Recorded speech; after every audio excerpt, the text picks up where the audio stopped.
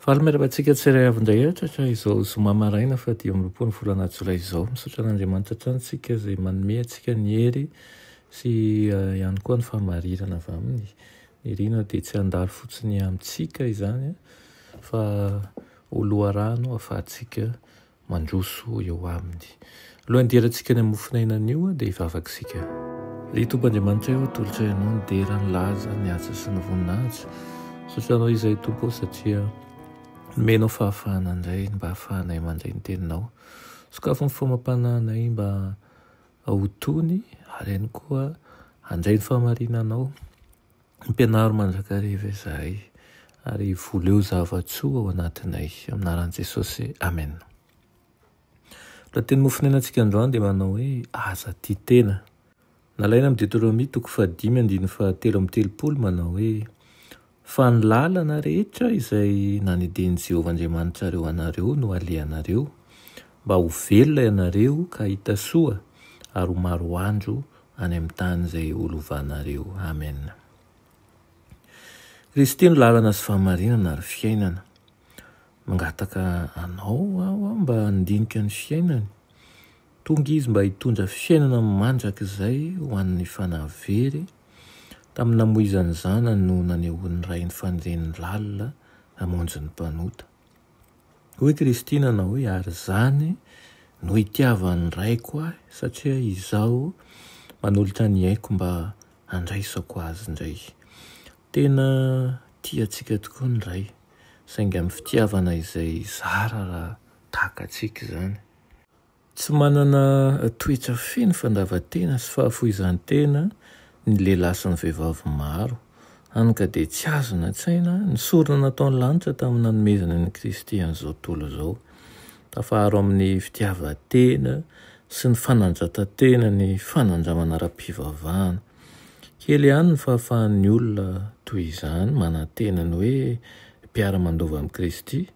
Izy ihany koa ny teny hoe lazaiko aminareo marina tokoa tamin'ny mpianana hoe raha tsy miovy ianareo ka tonga tahaka ny zazakely dia tsy hiditra amin'ny fanjakan'ny lanitra mihitsy ianareo. Betsaka ankehitriny no mitonona ho mpivavaka mafana fo kanefa mandrefy ny fahamasinany amin'ny hafa ary vokatr'izany dia marefo ny aim-panahiny. Tsy resy ny avonavina ao anatin'izany.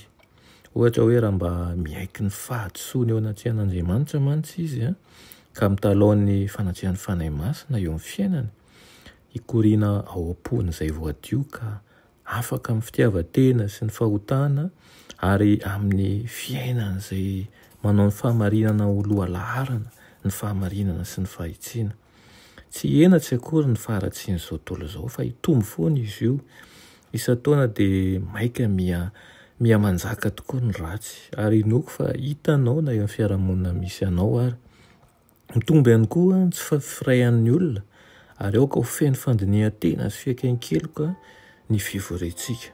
Tombotsoa ny vahoaka izay efa nandray fitahiana lehibe tahaka an'izany ny ho tonga azo ny fahamarinana izay mampita faherezana sy fitahiana.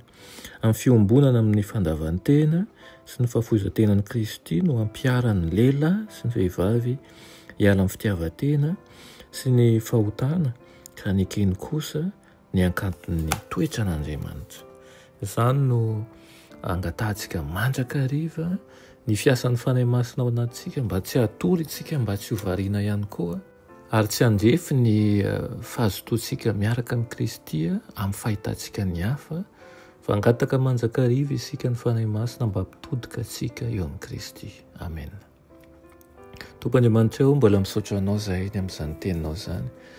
Ampianaro hatrany izahay mba tsy ho tia tena fa hibanjina ny hafa, handroso eo aminao anatin'ny fahitsiana sy ny fangoram-po ary ihany koa ny fanoloran-tena feno ka ho fampianarana ho anay tokoa ny zavatra rehetra iainanay.